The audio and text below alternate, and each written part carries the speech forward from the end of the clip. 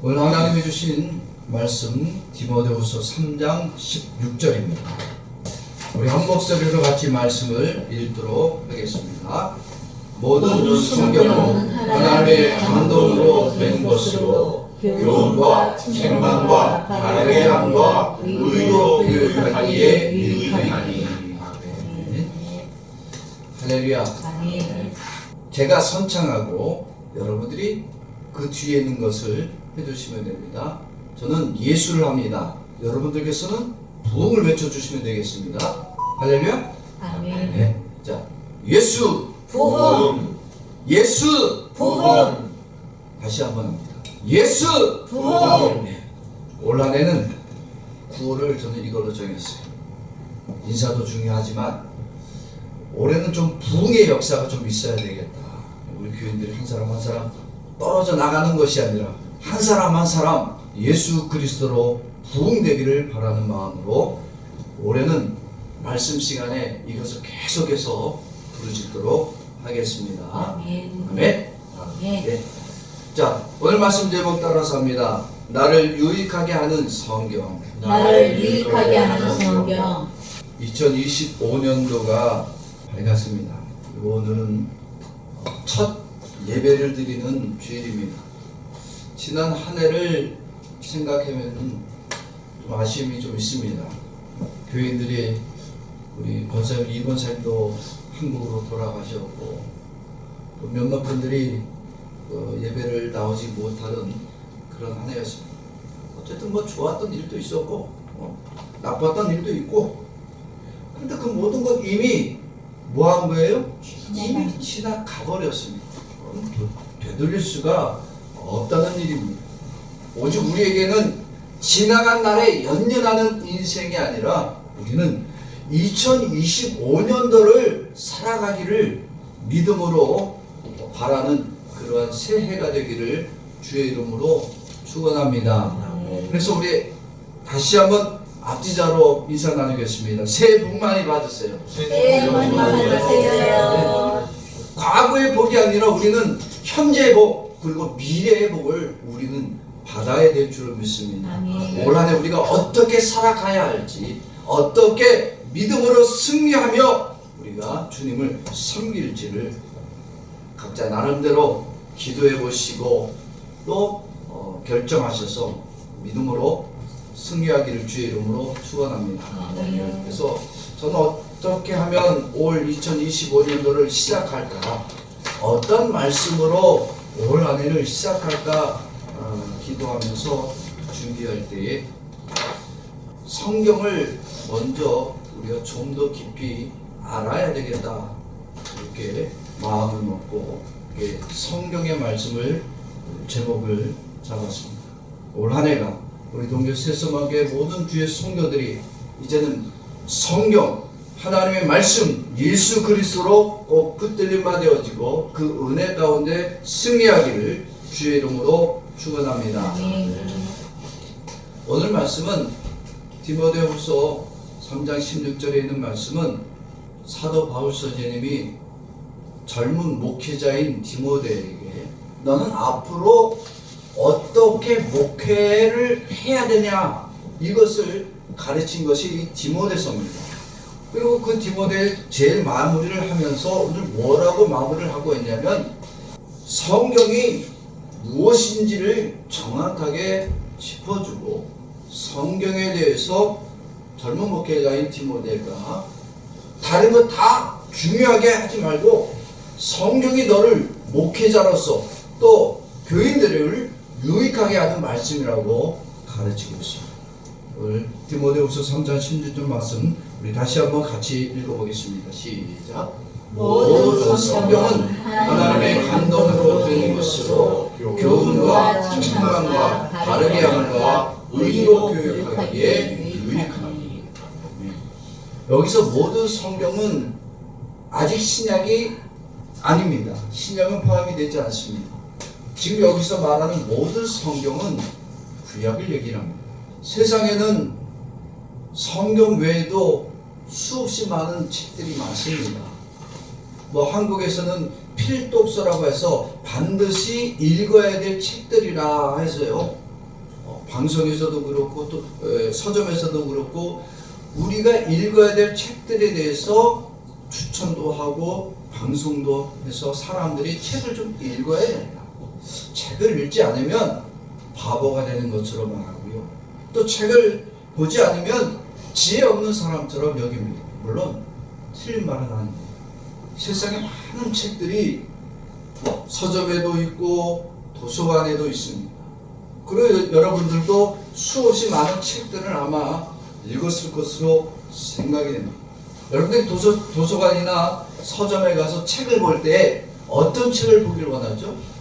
여러분들은 책을 고를 때 내가 보고 싶은 책, 내가 읽고 싶은 책을 읽습니다. 그래서 우리는 도서관이나 서점에서 내가 읽고 싶은 책들을 내가 선택할 수 있습니다.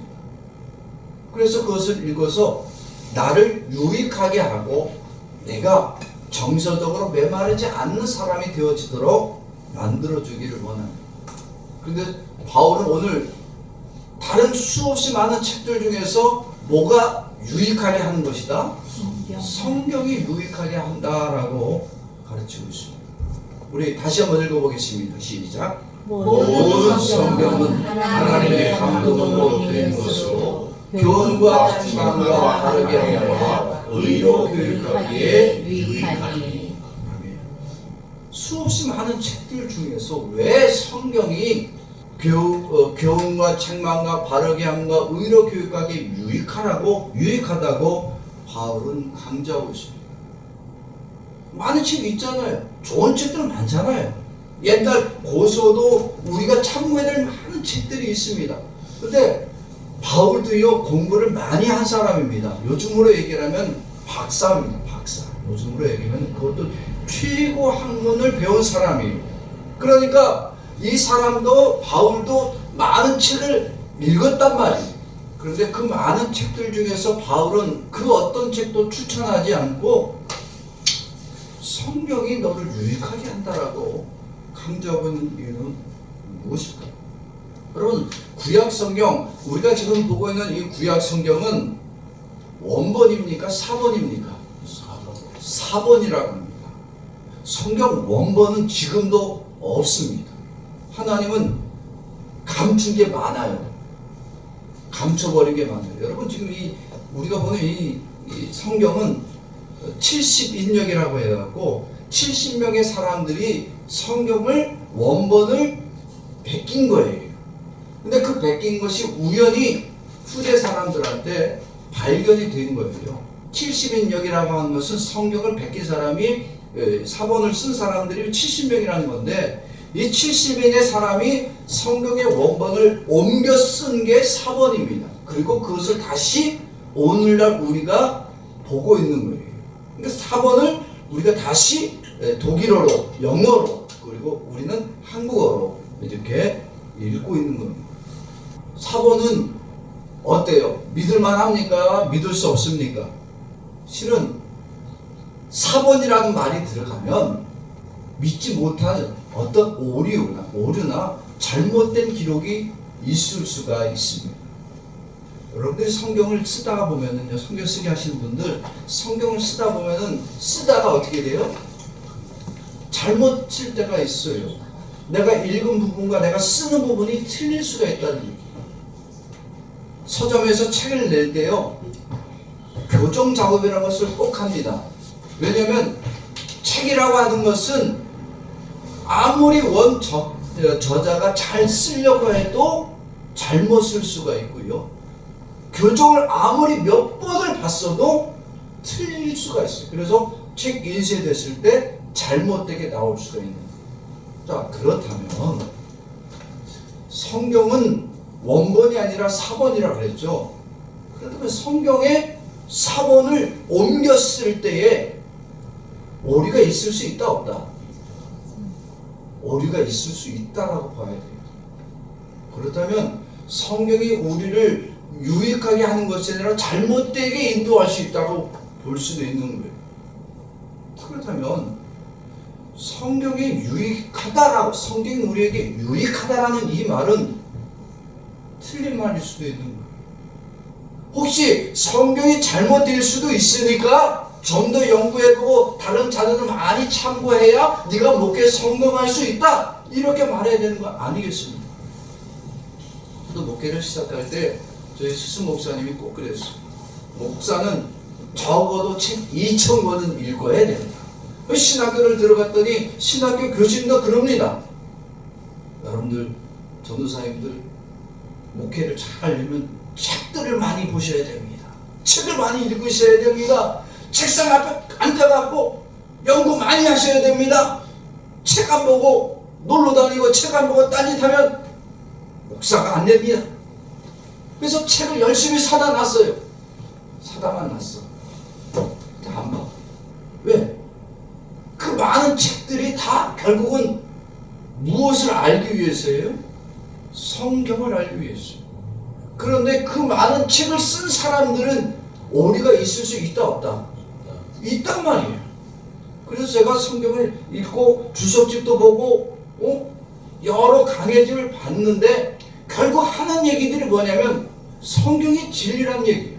자기들이 아무리 해석을 하고 아무리 강해를 했어도 결국 성경이 진리란 사실을 말하지 않으면 그 책은 가차없이 버렸어요. 그래서 저는 지금 강해집도 버리고 주석집도 다 버렸어요. 웬만한 거 지금 안 봅니다. 왜? 다들 하는 얘기가 아무리 많은 강해집 주석집들이 있어도 결국은 한 가지밖에 얘기를 안 합니다. 그리고 그것을 말하지 않는 책들은 아무리 유명한 사람이 썼어도 그거는 가치가 없는 시대가 바뀌었습니다. 지금 시대는 책을 많이 보는 시대가 아닙니다. 지금 이렇게 아이패드나요, 핸드폰에 책들이 있습니다. 그래서 인쇄본으로 보는 것이 아니라 이제는 디지털 글로 봅니다. 디지털 글은 크게도 볼 수가 있고 내 눈에 맞게. 책은 딱 정해진 크기로만 나오니까 어떤 글들은 너무 작아서 눈이 아파요. 이제 요즘 시대는 책보다 유튜브를 봅니다. 사람들이 책에서 지식을 얻는 것이 아니라 여러분 유튜브를 통해서 지식을 얻는 사람이 참 많습니다. 유튜브에 여러분 어떤 건강 정보, 저도 건강 정보를 많이 봐요. 건강 정보, 그 다음에 어떤 시대 정보, 어떤 정치 정보, 그걸 많이 취득을 하려고 합니다. 물론 경제 정보도 얻는 사람도 많습니다. 그런데 거기에 나오는 전문가라고 하는 사람들 대부분이요 틀린 정보를 올립니다. 여러분 유튜브 보면서 거기서 어떤 정보를 얻고 어떤 지식을 얻으려고 하지 마세요. 건강 정보예요. 틀린 지식 너무 많아. 다 자기들이 전문가인 것처럼 얘기를 하는데 잘못된 정보가 더 많다는 거예요. 유튜브를 보면서 자기 인생의 방향을 정하고 어떤 역사적인 지식을 가지려고 하는 사람들이 요즘 시대입니다. 성경의 지식보다 세상의 지식과 진리를 더 믿고 따르고 그것으로 자기 인생의 방향을 잡고 사는 그리스도인들이 지금 너무나도 많다는 사실입니다. 그런데 사도 바울은 우리들에게 분명히 말합니다. 세상에 수많은 책들과 지식과 지혜가 있을지라도 그것으로 유익을 얻지 못하고 오직 무엇을 통해서만? 성경을 통해서만 유익이 있다라고 말씀을 확신 있게 증거하고 있습니다. 도대체 사도 바울은 왜 성경만이 바르게 하고 교훈을 주고 책망하며 의로 우리를 유익되게 만든다라고 강조하고 있습니다. 도대체 바울은 예수를 만난 후에 자기가 배운 지식과 지혜와 수많은 책들은 똥같이 여겨버리고 오직 예수 그리스도만이 진리라는 사실을 확신케 되어졌습니다. 오늘 16절 말씀 우리 다시 한번 읽어보겠습니다. 시작. 모든 성경은 하나님의 감동으로 배우는 것으로 교훈과 책망과 바르게 함과 의로 교육하기에 유익하니. 아멘. 왜 사도 바울이 성경이 우리를 유익되게 만든다? 그 이유가 뭐라고요? 성경은 하나님의 감동으로 쓰여졌기 때문입니다. 다시 한번 보자고요. 16절 다시 한번 읽어봅시다. 시작. 모든 성경은 하나님의 감동으로 된 것으로 교훈과 책망과 바르게 함과 의로 교육하기에 유익하니. 아멘. 성경이 모든 기록이 결국은 어떻게 기록되어졌다고요? 하나님의 감동으로 되어졌다. 사람의 생각과 어떤 주리와 교훈과 훈계로 성경이 기록되어 있다라면 그건 하나님의 성경이 아니고 세상의 지혜와 지식의 책과 별반 다를 게 없습니다. 그러면 그것은 우리를 유익되게 할 수가 없는 거예요. 지식은 쌓을 수 있습니다. 그러나 우리 영혼에 내 삶을 유익되게 결코 만들어줄 수가 없습니다. 그런데 지금 우리가 보는 이 성경은 몇 권이에요? 전체 신구약 합해서 지금은 66권입니다. 바울 시대까지는 이때까지는 39권의 구약 성경, 그것도 모세 오경이 중심이었어요. 그런데 지금 우리는 신약 시대를 지나고 나서는 이제는 27권의 신약이 더 만들어졌습니다. 그리고 이것을 우리는 정경이라는 이름으로 지금 우리가 성경을 보고 있는 거예요. 정경이라고 하는 것은요, 어떤 의미냐면 하나님의 뜻과 예수 그리스도의 구원을 복음적으로 온전히 기록된 거예요. 이게 원본과 사본의 차이가 있다 없다? 없다라고 믿는 거예요. 그래서 지금 이 정경은 우리가 사본을 통해서 지금 보고 있지만 이 사본도 결국은 원본을 그대로 오류가 있다 없다? 없지. 그대로 옮겨졌고 이 모든 성경 안에 하나님의 뜻과 예수 그리스도의 구원이 복음적으로 정확하게 기록되어져 있음을 믿기 때문에 이 66권을 정격으로 우리가 받아들이는 거예요. 우리 기독교에서는 이 정경만을 온전한 성경으로 받습니다. 그런데 천주교에서는 정경에 들지 못한 외경이라는 것이 있습니다. 외경은 어떤 거냐면 성경의 기록인 것처럼 여기긴 하지만 정경으로서 인정받기에는 조금 복음적으로 부족한 것이 있다. 그리고 정경과 이 복음적으로 연결되는데 온전치 못하다라고 할 때는 이거는 외경으로 칩니다. 여기 한 가지 더 있습니다. 위경이라는 것이 있습니다. 위경이라고 하는 것은 뭐냐면 정경으로는 절대 인정받을 수 없는 내용들, 그렇다고 외경으로 치기에도 좀 부족해. 더구나 이단적인 것, 사이비적 요소가 있는 것들은 위경. 기독교, 개신교는 우리 기독교는 정경, 외경, 위경 중에 뭐만 받는다? 정경으로 66권을 받습니다. 천주교는 뭐라 그래요? 외경도 믿어요. 외경. 물론 천주교도 위경은 성경으로 치지 않습니다만 외경도 잘 인용합니다. 그래서 우리 기독교는 절대 외경도 성경의 정경 안에 포함시키지 않습니다. 그래서 우리는 지금 성경을 66권만 정경으로 보고 복음적으로 우리가 보고 있는 겁니다.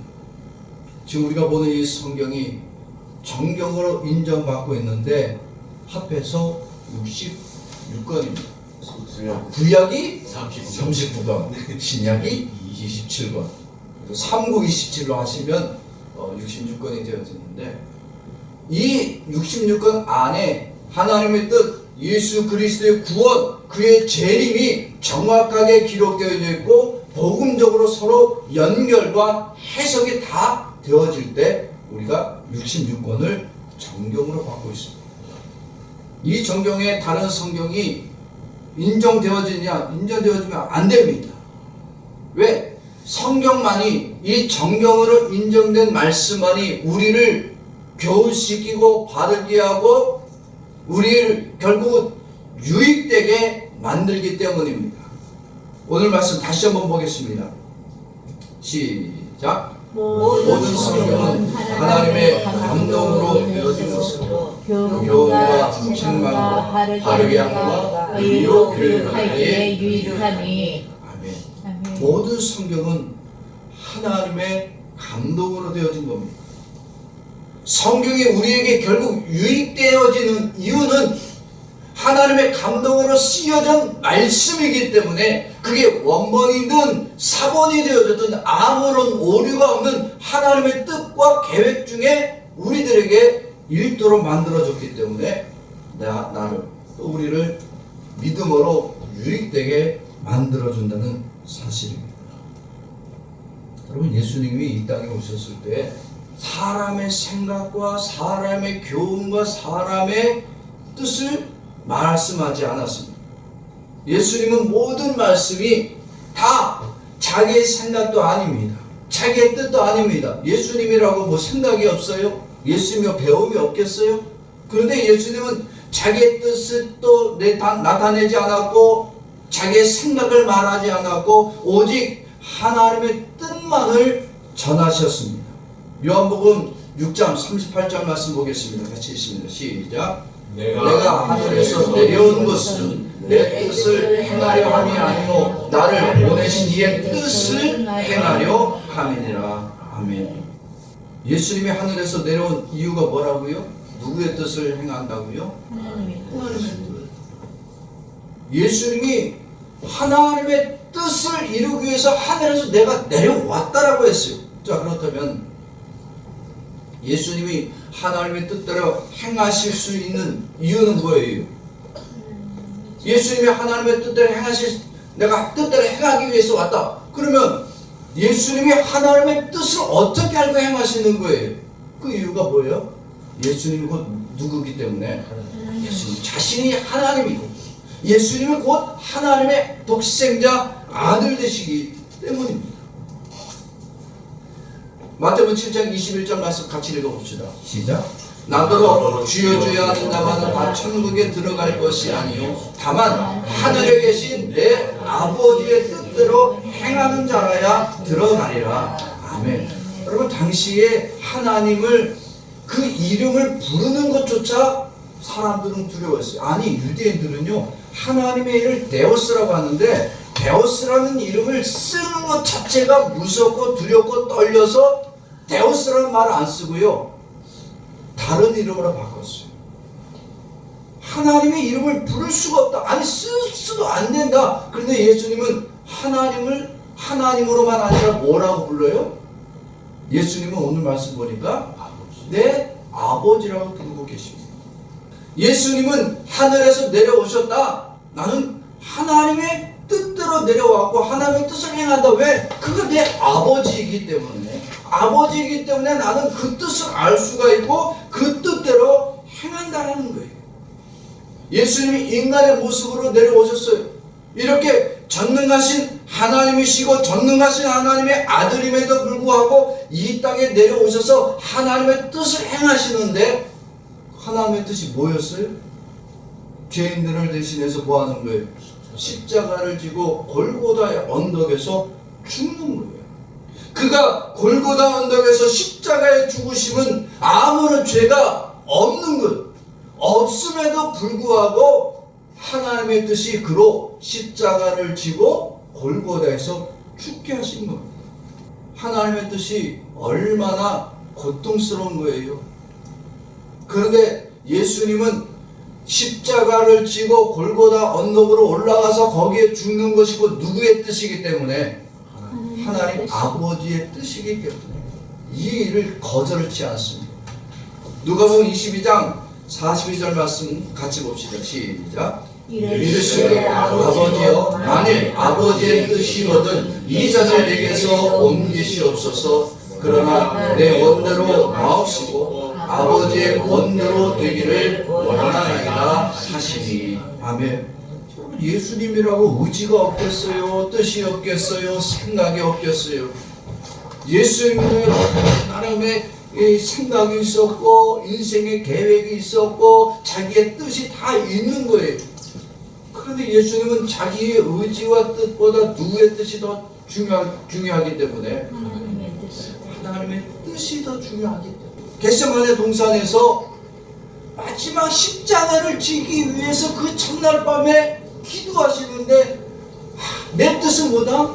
예수님의 뜻은 십자가를 안 지고 싶은 것이 예수님의 뜻이지만 하나님의 뜻이 이 십자가를 져야 하는 것이고 골고다에서 죽어야 하나님의 뜻 가운데서 구원을 완성할 수 있기 때문에 자기의 뜻은 다 내버려두고 오직 하나님의 뜻을 이루기 위하여 예수님 자신은 자기의 모든 의지와 뜻을 다 내려놨습니다. 예수님에게는 유익이에요? 불이익이에요? 불이익이 예수님에게. 그런데 누구에게 유익이 되기 때문에? 하나님 아버지에게 유익이 되기 때문에 그 일을 감당하십니다. 주님은 하나님의 뜻을 이루기 위해서 하나님의 뜻대로 살다가 가난하게 살았고 하나님의 뜻대로 살다가 매맞았고 하나님의 뜻대로 행하다가 놀림을 당하고 사람들에게 버림당하고 십자가에 못 박혀 죽으셨습니다. 여러분 예수님이 그것 때문에 나를 태어나게 하려면 좀 더 좋은 집에 태어나서 물질이 좀 풍요하게 하고 나를 좀 부자로 좀 살게 하고 이왕이면 금수저 자식으로 태어나게 하지 이게 뭡니까?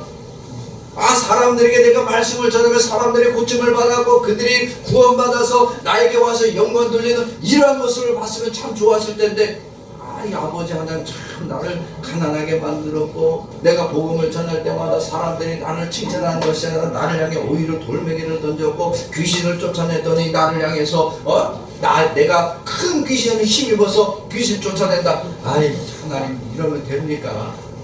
이것 때문에 예수님이 아파하시고 고통당하신 것이 아니에요. 예수님 오직 무엇을 이루시길 원하셨다고? 아버지 하나님의 뜻만 행하기를 원하셨다. 그래서 예수님은 그 구원을 이루기 위해서 복음을 전하시고 굶주리시고 아파하셨고 고난받으시고 십자가에 죽었을 때 그것이 너무나 아프고 너무나 괴로워서 눈물 지으신 것이 아니에요. 오늘날 우리에게 그 예수 그리스도의 구원이 증거되어지고 우리로 하여금 이 성경을 읽고 하나님께 영광 돌리라고 함에도 불구하고 사람들이 성경을 읽지 않는 거예요. 성경을 믿음으로 받아들이지 않은 거야. 거기서 그 성경에서 하나님의 뜻을 발견하려 하지 않을 때 예수님은 아파하십니다. 성경을 읽을 때 어떻게 읽어요? 많은 사람들이 이 성경에서 나를 유익되게 하는 말씀입니다.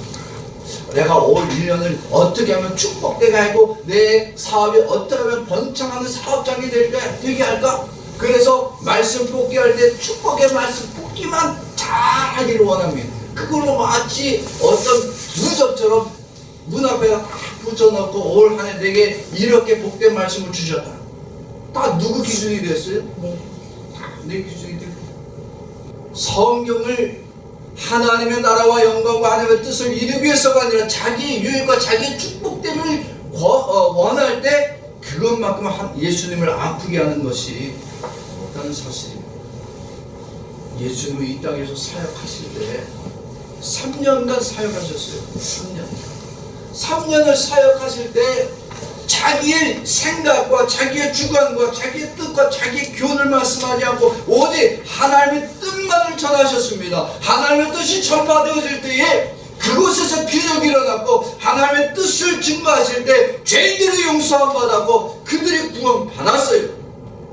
여러분 엠마오로 내려가던 제자들 예수님 십자가에 죽으실 때 이 제자들은 너무나 실망과 좌절함으로 돌아갔어요. 엠마오로 내려갈 때 이 제자들의 마음에 너무나 큰 아픔과 절망이 가득 찼어요. 예수님이 죽으시고 3일 만에 부활하셨다 이 소식을 들었음에도 불구하고 이 말씀이 자기들의 심령에 너무 와닿지 않으니까 복음을 듣고도 믿어지지 않아서 세상으로 내려갔던 겁니다. 그런데 예수님이 부활하셔서 세상으로 돌아가던 이 제자들을 찾아가시고 만나셨습니다. 그리고 그들에게 성경을 가르쳐 주었어요. 이 말씀을 알지 못하고 깨닫지 못하고 더디 믿는 자들 하면서 성경의 모든 말씀을 가르쳐 주셨습니다. 여러분, 성경을 들을 때 제자들이 어떤 마음이 되었다고요? 자, 누가복음 24장 32절 말씀 봅시다. 시작. 그들이 서로 말하되 길에서 우리에게 말씀하시고 우리에게 성경을 풀어주실 때 우리 속에서 마음이 뜨겁지 아니하더냐 하고. 아멘. 제자들이 예수님이 부활하셨다라는 얘기를 들을 때는 그들의 마음이 여전히 차갑게 식었습니다. 그런데 부활하신 예수님이 그들에게 찾아와서 성경을 풀어주실 때 마음이 어떻다고요? 마음이 뜨겁게 변했죠. 교훈과 지식 때문에 그들이 인생이 바뀐 게 아닙니다. 그들은 성경을 듣고 그 말씀이 풀어졌을 때 그들의 마음에 가득 찼던 슬픔과 좌절과 그 절망의 마음이 완전히 뒤집어지고 뜨거운 불같은 심령이 되어져서 이 복음을 전하지 않으면 안 될 마음이 생겼던 겁니다. 무엇을 들었을 때에? 성경을 들었을 때.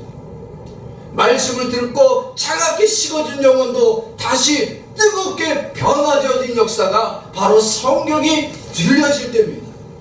슬픔과 좌절의 마음이 뜨겁게 변화되어진 것은 바로 성경이 풀어지니까 세상으로 달려가던 이들이 어디로 돌아가더라고요? 예루살렘으로 돌아가서 내가 이 부활의 예수를 만났다라고 증거하는 증인의 삶을 살았던 겁니다. 무엇을 들었을 때? 성경을 들었을 때. 성경이 풀어지고 그 성경이 그들의 심령 속에 뜨겁게 살아갈 때 그들은 예수 부활을 증거하는 증인의 삶이 되어진 겁니다. 여러분, 성경은 사람의 지식과 교훈을 주기 위해서 우리에게 기록된 말씀이 아닙니다. 교회에서는 세상의 교훈과 지식을 가르치는 것이 아닙니다. 성경을 통해서 우리가 인생을 의롭게 살라고 가르쳐주는 것 아닙니다. 성경은 다 무엇으로 기록됐다고요? 하나님의 감동으로 기록되어졌습니다. 다시 말하면 성경은 하나님의 감동, 하나님의 뜻, 하나님의 섭리로 기록되어졌고 그 성경을 통해서 우리의 영혼과 우리의 삶이 유익되어지도록 만들어주기를 원하심으로 성경을 기록해 주셨습니다. 근데 이런 성경을 모르고 있는 사람들, 아니 성경을 의심하는 사람들이 있어요. 성경에서 어떤 인간의 교훈을 찾고 지식을 찾고 자기를 위한 축복의 말씀만 골라보는 사람들이 있어요. 이거 여기서는 하나님의 뜻이 발견돼 안 됐나? 여러분, 발견되지 않습니다. 성경 많이 읽고 성경을 많이 쓰기 했는데 읽기만 하고 쓰기만 하고 하나님의 뜻을 발견하지 못하고 그 하나님의 섭리를 깨닫지 못한 사람들은 많이 읽으면 뭐해? 많이 쓰면 뭐해? 결국 하나님이 버리는 영혼이 되어질 뿐입니다. 여러분, 성경의 모든 기록은 누구의 기록이다? 다 하나님의 기록입니다. 그게 원본이 아니라 우리가 보는 지금 사본의 기록도 다 하나님의 뜻과 섭리가 기록되었습니다. 이 하나님의 뜻과 섭리로 기록되어진 성경이 우리의 영혼과 우리의 삶을 유익되어지도록 변화시켜준다는 사실입니다. 성경을 읽을 때 지금도 성경은 전 세계 베스트셀러 중에 베스트셀러입니다. 성경만큼 많이 팔린 책이 없습니다. 역사상 지금까지. 그래서 성경을 많이 이 전 세계 베스트셀러니까 한번 봐야 되겠다. 그래서 보고 있는 거예요. 아니면 내 인생의 방향을 정하기 위해서 성경을 읽고 있습니다. 그래서 성경을 읽을 때 어디 읽을지 모르니까 오늘은 무슨 말씀을 줄까? 무슨 제비 뽑기 하는 거예요? 아니 도대체 성경 안에서 딱 집어서 오늘은 이 말씀인데 내가 깨닫지 못하는 것을 내게 가르치셔서 내가 악을 행하였으나 이게 무슨 말씀이지? 아니야, 다른 거야. 아니 성경을 무슨 뽑기 하듯이 뽑아서 내가 올리는 이렇게 살아보겠다고. 여러분, 성경은 하나님의 뜻과 섭리 가운데 하나님이 직접, 물론 하나님이 직접 기록하지 않습니다. 사람의 손을 통해서 기록하게 만들었습니다. 그런데 이 성경이 모든 기록 자체가 창세기서부터 요한계시록 이르기까지 우리를 유익되게 하는 거예요. 여러분, 유익되게 한다는 게 무슨 우리를 교훈되게 하고 의롭게 만들고 사람을, 이 세상을 정의롭게 살게 만들려고 우리에게 기록한 것이 아니라 누구를 만나는 거? 예수를 만나는 거. 이게 정확한 하나님의 뜻이에요. 성경의 모든 기록은 결국은 한 가지야. 예수님 그리스도를 만나는 겁니다.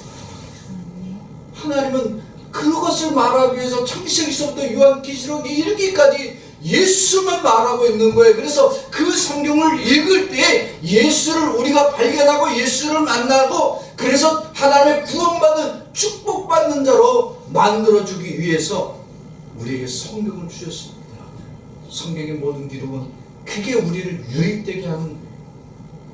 세상을 정의롭게 만들고 세상을 정의롭게 살고 나로 축복되게 만드는 것이 아니라 예수 그리스도를 만나도록 하나님은 성경을 통해서 우리에게 주었습니다. 성령의 역사는 이 성경 말씀 안에서 예수 그리스도를 발견하게 우리의 눈을 열어주는 은혜를 주십니다. 우리 모두가 예수로 말미암아 구원받는 은혜의 자로 달려나가기를 원하십니다. 지금 바울이 이것을 증거하고 있는 거예요. 바울이 디모데에게 말한 것은 세상의 많은 책들 중에 오직 우리를 유익되게 만드는 것은 성경이다. 이 성경은 하나님의 감동으로 되어졌고 이것을 믿음으로 받아들일 때 너의 영혼이 살고 너의 교회가 살 것이라고 말씀하고 있는 겁니다. 오늘 다시 한번 본문 말씀 다시 읽어봅시다. 시작. 모든 성경은 하나님의 감동으로 된 것으로 교훈과 책망과 바르게 함과 의로 교육하기에 유익하니. 아멘. 우리를 유익되게 만드는 것은 세상에 많은 책과 유명한 사람들의 말이 아닙니다. 여러분들이 성공할 수 있도록 인도하는 것은 세상의 어떤 유명한 신문과 잡지와 정치가들의 얘기가 아니라 오직 성경을 기록해 주신 하나님의 말씀을 읽고 그 말씀에서 예수를 만날 때에 우리의 영혼이 살고 우리를 교육시키고 바르게 살게 하고 의로 만들어 우리를 육적으로나 영적으로나 유익되게 만들어주시는 것이 바로 성경입니다. 예배는 세상의 교훈 듣는 자리 아닙니다. 훈계 받는 자리가 아닙니다. 예배는 오직 하나님의 감동으로 성경이 쓰여졌고 그 성경 안에 기록된 우리의 구원자 되신 예수 그리스도를 만나도록 이 예배 시간에 성경을 증거해야 되고 우리를 하나님의 뜻대로 바르게 살게 하시고 하나님의 뜻대로 우리를 교훈하시고 때로는 하나님의 말씀이 우리를 책망해서 죄악의 자리를 떠나게 만들고 하나님의 뜻대로 바르게 사는 자, 그래서 그 영혼을 의와 교훈으로 우리를 만들어서 하나님의 의를 행하는 의로 예수 그리스도로 가득한 자로 만들어 우리의 영혼이 살고 우리의 육체가 살고 우리로 천국에 들어가는 자로 만들어 주심을 경배와 찬양하는 시간이 바로 예배입니다. 이 예배에 세상의 교훈을 말하면 못하겠어요. 여러분, 세상의 교훈 들으러 왔으면 이 자리에 올 필요 없습니다. 요즘은 불교에서도 아주 잘 가르쳐 줍니다. 요즘은 세상의 교훈이 불교인들이 중들이 더 잘 말합니다. 천주교 사제들 세상을 의롭게 살아야 된다, 정의롭게 살아가야 된다, 그래서 자기들이 정의를 행하는 것처럼 말합니다. 누구는 빠지고 예수는 없어요. 여러분, 세상의 교훈 듣고 싶으면 천주교로 가시고 저 산에 가서 불교인들의 강의를 들으세요. 저는 오직 예수 그리스도 외에는 증거할 것이 없습니다. 그래서 제가 전하는 말은 들어봤자 별로 재미가 없어. 왜? 예수 말은 결국 한 가지거든. 예수를 믿어야 구원받는다. 어떤 말씀을 다 할지라도 이 말 외에는 증거할 것이 없습니다. 사랑하는 성도 여러분, 왜 성경을 봐야 돼요? 이 성경이 누구의 기록이기 때문에? 하나님의 기록이기 때문에. 우리는 지금까지 성경을 볼 때 성경에서 내가 듣고 싶은 말, 내가 알고 싶은 말, 내게 축복된 말만 골라 읽었던 것이 우리의 죄악입니다. 우리는 이것을 반드시 회개해야 됩니다. 올 2025년도 저와 여러분들이 이 시간 믿음으로 결단할 때 성경을 읽으면서 세상의 유명한 인물의 말은 참 듣기 좋았고 내 마음을 즐겁게 하는 말은 내가 그 말을 꼭 붙잡고 살았는데 하나님의 말씀을 소홀히 여기지 않았던 우리의 죄악됨을 우리는 반드시 오늘 회개해야 됩니다. 그리고 오늘 우리 우리가 이 시간 결단할 때 또 기도해야 될 것은 뭐냐? 이제는 우리의 영혼을 살리고 우리를 하나님의 뜻대로 교훈하시고 때로는 나를 책망해 주시고 하나님의 뜻과 의로움으로 바르게 살도록 나를 이끌어 주시는 이 성경에서 예수 그리스도를 깊이 경험하는 그러한 믿음을 올 2025년도 나에게 주시옵소서. 믿음으로 결단할 때 하나님은 우리를 살리시고 우리 동교 새소망교회를 믿음으로 회복시키시고 저와 여러분들을 하나님의 교훈과 때로는 책망함과 의로 교육해서 우리를 유익된 자로 만들어주시는 축복됨이 올 2025년도 여러분의 인생 가운데 가득하고 우리 동교 새소망교회 가득하기를 주의 이름으로 축원합니다.